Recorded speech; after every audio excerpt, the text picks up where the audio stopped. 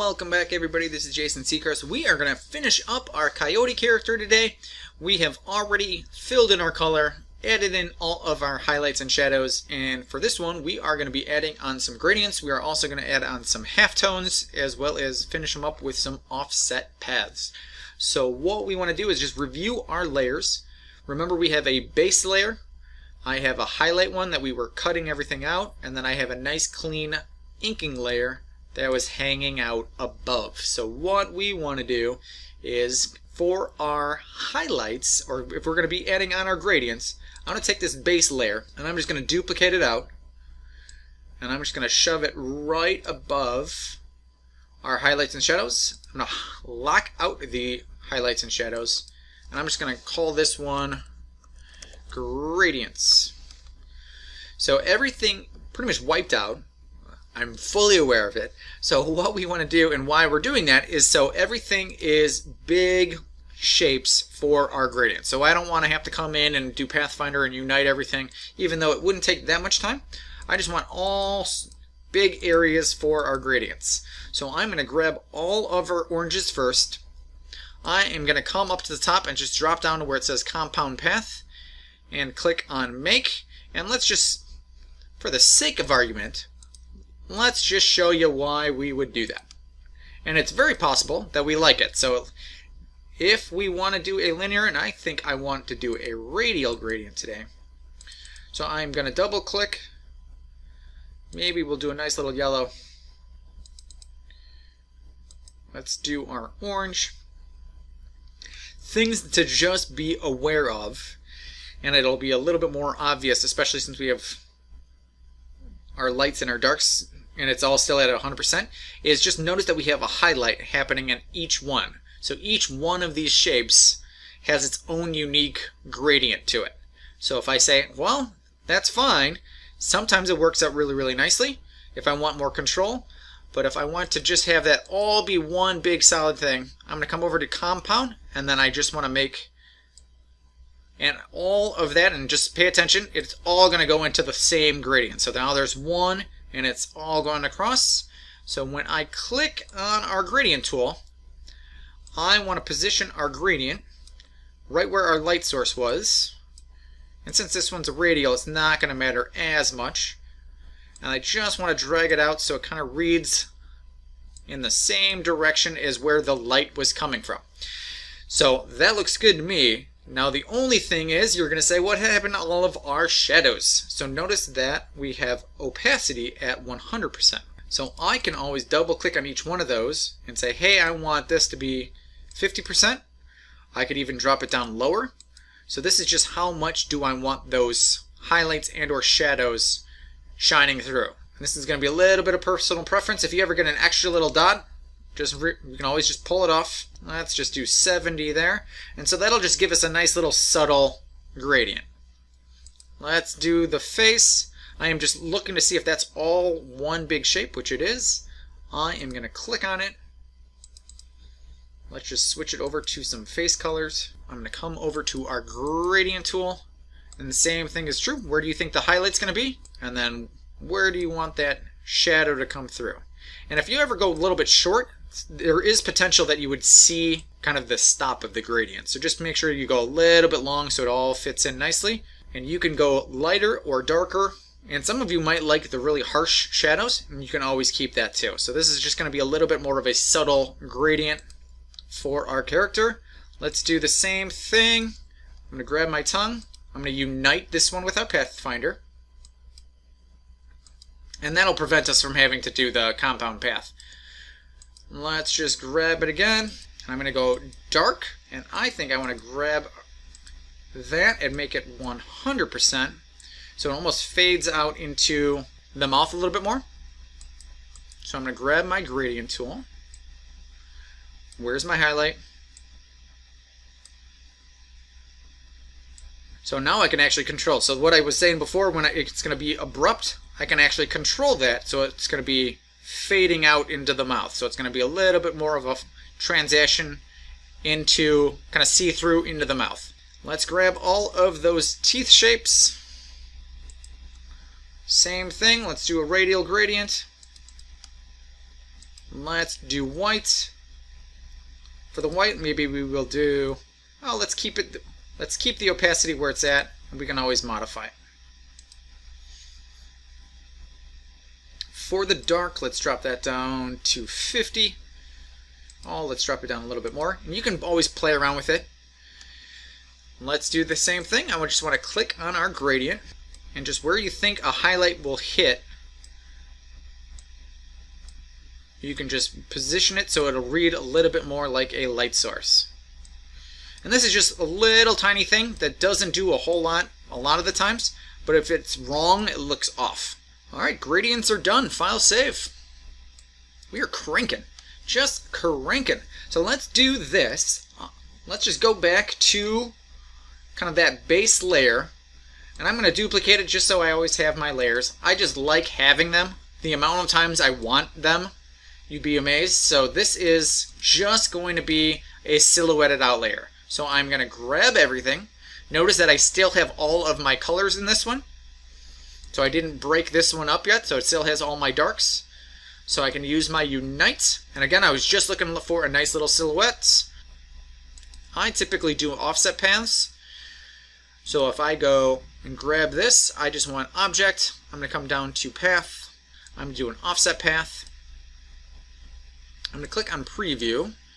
So notice that I had a minus. So if I ever wanted to go on the inside, I'm going to do a minus. Since I want it to go on the outside, and I'm just going to keep playing around with this. Ooh, let's just see if we do 1, what happens. I'm going to say OK. I am going to unite all of those.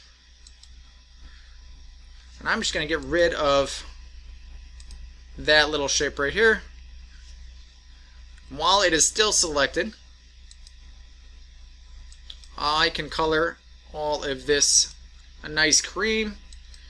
I don't really need both shapes, so I'm going to unite those. So notice that it does give us the original, and then it will give us the offset path. So I can unite all of those. And then let's just start dropping back in what we have above. I'm going to go Control minus minus. Let's also put in our rectangle. Yours does not have to be nearly that big. This is for my thumbnail, by the way. Oh, let's go a nice little dark. So I'm going to right click on it, arrange, and then I want to send that to back, and that's going to pop back out that offset path. So at this phase, you can save it. I think that would actually be a pretty good space. So if you're getting a little overwhelmed, this would be a good place to stop. All we're going to do is a little bit of a bonus here is add on some halftones. So what we are going to do is come up to our layer menu, and I still have this gradient layer. So notice things are still separated. I am going to duplicate that out. So I'm going to unlock this gradient, and right now I'm going to do halftones, and I'm going to do it above the other one. I could go above, below, it just depends on if I want them to be more or less subtle. So if I want them to stand out a little bit more, and if I want them to be below our gradients, it'll be the same thing. It'll be nice and subtle, and it'll read just like our shadows. So we might come back and look at that and what that difference looks like. So what I am going to do is notice that things are in one big area, and they're going to go in the same direction as the gradient that we've already done. So all I am going to do is come over, and I want to switch those colors just so we can see them. I want a white. I'm going to switch this over to some sort of a lighter gray, and then I'm going to come up to the top. I want to drop down to where it says pixelate. I want to do a color halftone, and I'm going to keep the max radius at 8, and then I'm going to change all of those channels to 128. So I'm pretty much removing the color aspect of the color halftone. So when I click on OK, I will now have just a halftone. So what we get to do, and this is still a live working effect, which is really, really cool, is I can mess around with the size, the direction, I can mess around with all of this. So since we have a pretty light gray, I can mess around with that and just notice that the size changes. I usually don't go too big. Let's just go right there with it. But I can change, how far over the halftone goes. Notice that as I do this, that those sizes change, which is pretty fun. So I can move that over. Let's say if I want this to not necessarily start by the highlight, so if I want our highlights to be pretty clean, I can always move that gradient, and then just notice that that is in fact affecting the halftone. So at this point, it is one of, if I just click on effect, just notice that it is in a Photoshop effect. So we need to bring it back into the world of the vectors. So let's do that. So I'm going to come up to the top where it says Object. I'm going to expand Appearance, and then notice that Image Trace pops back in. So I am going to click on Image Trace. It is going to get stupid ugly. So what we want to do is look for the Image Trace panel. If you have the advanced options, you want to click that. So I want to ignore white. I want to snap curves lines. I want that off. I want a lot of noise. So as soon as I do that, just notice that a lot of those little guys are going to pop back in. Corners. And then I get to mess around with our threshold. So now I get to see how far over I can drag this. I'm just looking over here to see if I can get all of... So this is just trial and error for the most part right now. Alright, that looks okay. So I'm going to click on Expand. And I want, while they're still selected, I want those to... Oh, they're orange, so let's just go dark orange. So I have the orange going across. And again, if I want to mess around with that, just so we can see the difference, if I drop it below, it's just going to be a little bit more subtle. So that's fine. I kind of like that. I'm going to leave this image trace open. So I'm going to select the face. Again, notice that things are locked out. Let's just keep playing around with stuff. So if I click on it, let's just bring these opacities back up. So I want white. Maybe I want a nice dark gray. Effect. Color halftone. I am going to click on OK. That looks pretty good. So I am going to... We can control pretty much all of that. So I might not want that to be as obvious. I want it to be a little bit more clean up through the nose here. I'm going to go Object, Expand, and once you expand it, again remember we are now in the world of, we want to bring it back to world of vector, corners. You can always click on Preview just to see if it is doing what you want. And most of the time what you were looking to do is make sure all of those little guys are coming back out.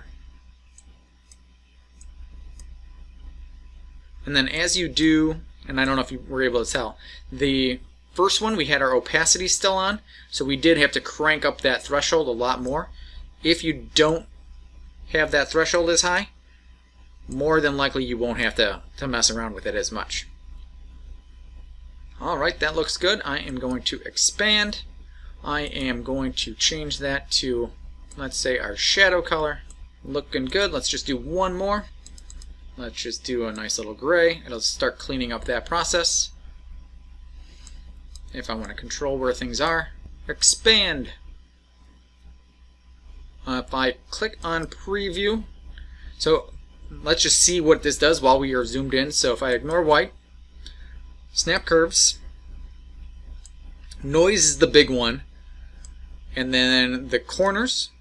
Otherwise you're going to get some distressed effects, and then I can keep popping those back in. So if I do corners and if I kind of do noise, I will be able to bring back in a lot of those circles. Alright, that looks good. I am going to expand. While they are still selected, let's just do our dark purple. Control 0. And now we've got some cool little halftones. So things you can do, and let's just kind of show you this, just in case you want to get really fancy, is if you said, hey Jay, can I put a halftone over this? Let's see. So if I click on our halftone, let's just zoom in. This is getting fancy on you. Notice that each one has a halftone. So if I said, I want this to be the same color that we had, I can drop down to where it says a compound path, click on Make, and now it's going to go dark to light in the same path, or the same, pretty much the same thing that we're doing. So let's do same thing, light purple, dark purple. So now it's in the same process. And again, I can always modify this if I want light, dark, but now all of the halftone is going over all of those little tiny shapes. So little cool little thing that you can be adding on is back on top of it. So the only major trick would be to remember to make a compound path. So if I do select it, just pay attention that there is a gradient on each one of those, which is not necessarily what we're looking for. So if I wanted to do that, let's do it. Compound path make. It's going to go over all of them now. Dark purple or dark orange. Let's do a lighter orange. And now that'll be going through it. So you can be doing that. You can play around with it, but it's just kind of a fun little thing to be adding on to. It's going to be really, really subtle, especially since we have the other gradient on top of it. But it's just kind of something else that you can be adding on to your designs. Trying to show you something, give you a little aha moment here. So you can be doing a lot of things with it. So with that, let's close it out. I just wanted to give you a little bit of a bonus today. Alright guys, file save. We are done with our challenge. If you made it all the way through, definitely put that into our comment section. I do read those. It is my favorite part of the day. So if you guys are struggling with anything or would like to see something specific on upcoming tutorials, definitely put that in and I'll do my best to accommodate you. But other than that, thanks for hanging out today and I will see you on the next tutorial.